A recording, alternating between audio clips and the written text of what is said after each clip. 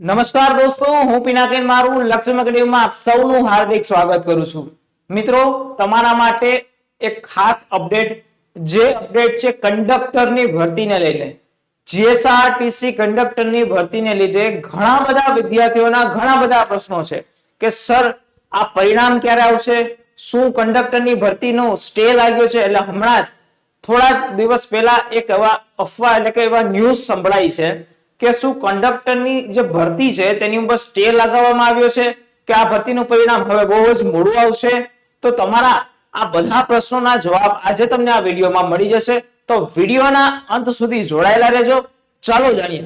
હવે વાત કરીએ તો જે કંડક્ટરની ભરતી છે તેમાં હજુ સુધી કોઈ પણ જાતનું પરિણામ આપવામાં આવ્યું નથી, પરંતુ ઘણા બધા વિદ્યાર્થીઓના મેસેજ, ઘણા બધા ગ્રુપ્સમાં એવા મેસેજ વાયરલ થયા છે કે કંડક્ટરની ભરતી ઉપર સ્ટે લગાવવામાં આવ્યો છે.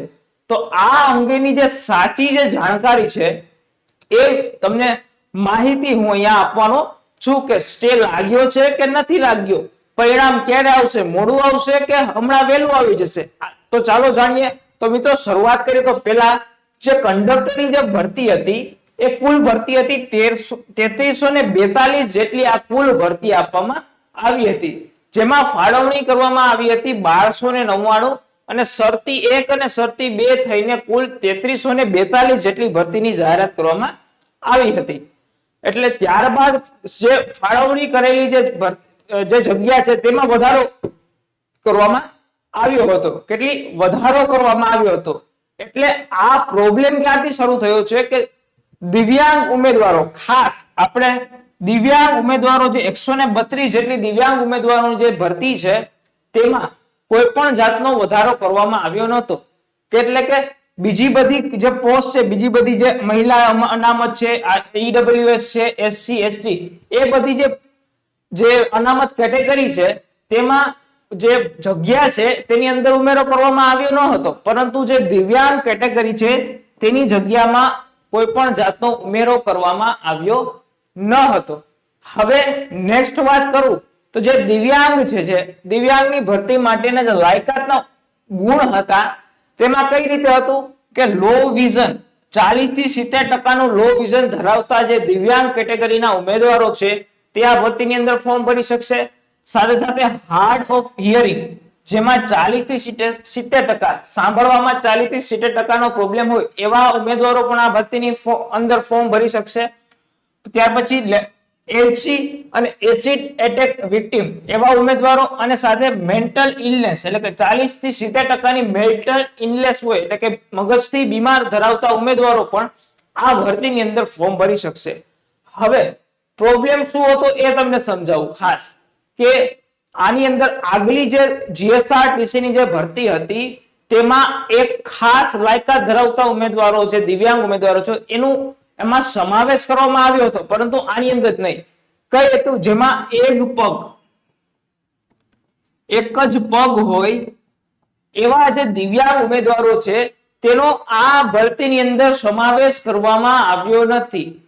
પરંતુ જે ગયા વર્ષની જે આગલી ભરતી હતી તેની અંદર ખાસ આ એક જ પગ વાળા જે ઉમેદવારો હોય, દિવ્યાંગ ઉમેદવારો હોય, તેનો આની અંદર સમાવેશ કરવામાં આવ્યો નથી, જેને લઈને 5 જેટલા દિવ્યાંગ છે એને હાઈકોર્ટની અંદર એક પીઆઈએલ એટલે કે કેસ દાખલ કર્યો કે અમારી પાસે આવી રીતે ભરતી આવી છે અને ભરતીની અંદર અમારા એક પગ જ વાળા જે ઉમેદવારો છે તેની અંદર અહીંયા ઉલ્લેખ કરવામાં આવ્યો નથી અને એના ફોર્મ ભરવામાં પણ આવ્યા નથી.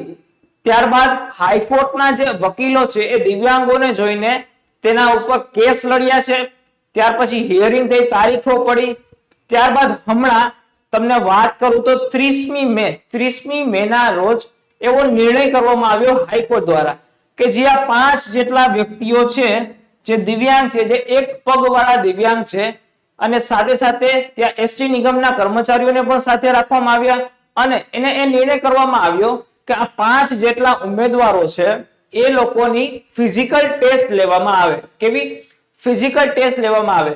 ત્યારબાદ આ જે વ્યક્તિઓ છે એની ફિઝિકલ ટેસ્ટ, 5 જેટલા ઉમેદવારોનો ફિઝિકલ ટેસ્ટ લેવામાં આવી અને આ ટેસ્ટ કેટલા 2 દિવસ ચાલી. 2 દિવસ આ ટેસ્ટ ચાલી, જેમાં 5 ઉમેદવારો આ ફિઝિકલ ટેસ્ટ ની અંદર પાસ થઈ ગયા, બરાબર છે, આ ફિઝિકલ ટેસ્ટ ની અંદર પાસ થઈ ગયા છે, જ્યાં એસટી નિગમના કર્મચારીઓ પણ હાજર હતા અને હાઈકોર્ટના પણ અધિકારીઓ હતા, જેમાં આ 5 દિવ્યાંગ ઉમેદવારો પાસ થઈ ગયા છે. એટલા માટે હવે હાઈકોર્ટ દ્વારા નેક્સ્ટ કોઈ પણ ચુકાદો આવી શકે છે કે આ ભરતી પાસ થઈ ગયા છે, તો હવે આની અંદર શું કરવું? હવે મિત્રો ખાસ તમને વાત કરું, જો હાઈકોર્ટ દ્વારા આ 5 ઉમેદવારોને લગતા કોઈ પણ ચુકાદો આપવામાં આવશે કે આ 5 ઉમેદવારો અંદર સમાવેશ કરી લેવામાં આવે, એના ફરીથી ફોર્મ ભરાવી અને ત્યારબાદ પરિણામ જાહેર કરવામાં આવે, તો આ ભરતીની અંદર વાર નહીં લાગે. આ ભરતી એના ટાઈમ પ્રમાણેનું પરિણામ આવી જશે જો આ 5 ઉમેદવારો. પરંતુ હાઈકોર્ટ એ રીતે ચુકાદો લઈ શકે કે આ 5 સિવાય જેટલા પણ દિવ્યાંગ ઉમેદવારો છે, જેમાં એક પગત છે જે લોકોને, એના માટે પણ આ ફોર્મ શરૂ થવા જોઈએ.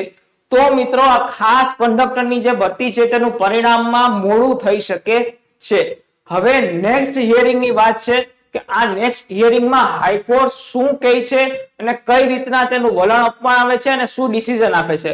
એટલે મિત્રો આ જે દિવ્યાંગ ઉમેદવારોનો જે પ્રશ્ન હતો તેને લઈને હાઈકોર્ટની જે ભરતી છે, કંડક્ટરની જે ભરતી છે તેના પરિણામમાં થોડોક લેટ થઈ શકે છે.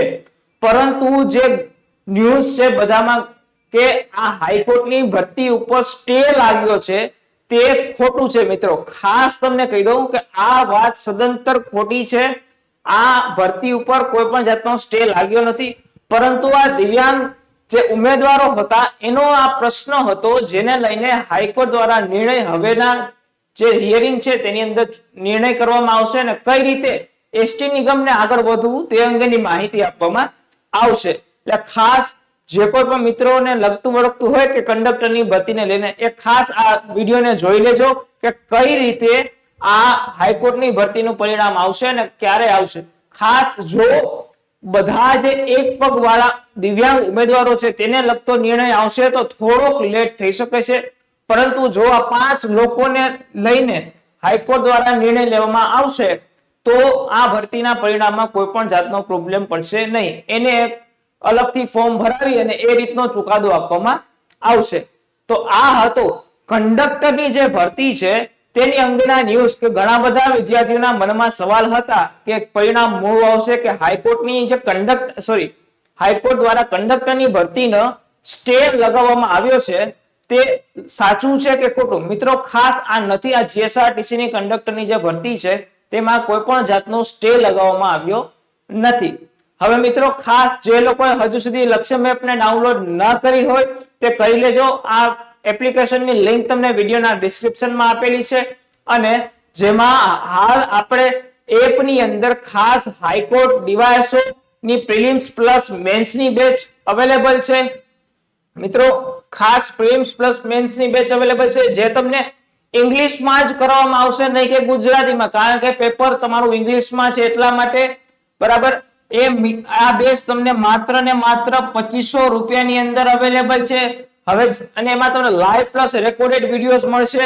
સાથે સાથે જો કોઈ પણ વિદ્યાર્થીઓને ડીવાયએસઓની ખાલી એલિમિનેશન ટેસ્ટ માટેની તૈયારી કરવી હોય એ પણ બેચ અવેલેબલ છે, એ ઇંગ્લિશમાં જ રહેશે, જેમાં પણ તમને લાઈવ પ્લસ રેકોર્ડેડ વિડીયો મળશે. આ બેચ તમને માત્ર ને માત્ર 1500 રૂપિયાની અંદર મળી રહેશે.